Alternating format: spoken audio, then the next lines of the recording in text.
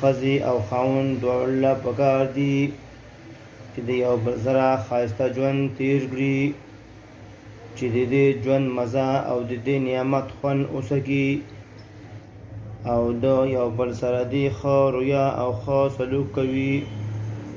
خصوصا نارینه‌و ته دا نصیحت دی چې د خپلو بیبیانو سره به په ښایسته طریقې سره ژوند تیروئ. قرآن کریم کې الله تعالی دوی ته د خپلو بیبیانو سره د خیر روی او ښه سلوک کولو حکم کړی دی. الله تعالی په سورة نساء آیت نمبر 19 کې فرمایي وعاشروهن بالمعروف او ژوند تیروئ دوی سره په نیکه طریقه یعنی په ښې طریقې سره. د مفسرینو د اقوالو خلاصه دا ده چې د بیبي سره د ښه ژوند تیرولو مقصد دا دی چې د هغې هر جایز او شرعي حق خیال وساتل شي او د هغې سره ژوند په ښایسته اخلاقو او په ښه طریقه تیر کړی شي.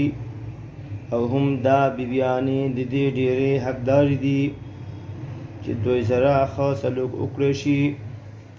او د دې سره ښه رویه وساتل شي،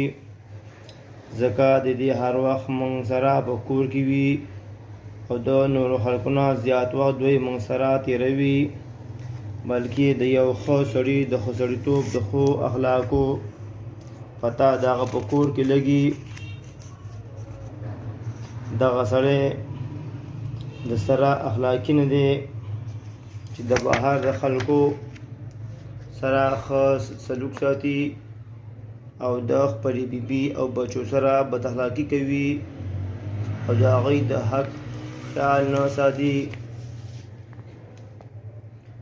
دا یو داسې عنوان دی چې د دې لاندې ډېر حقوق راځي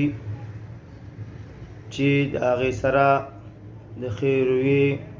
او ښه سلوک ساتلو ګڼ صورتونه دي چې موږ د هغې نه تاسو ته د ناقص علم او پوهې مطابق څه صورتونه وړاندې کوو چې د خپلې ښځې سره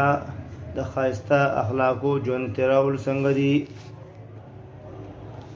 ابي هريره رضی الله تعالی عنہ فرمایي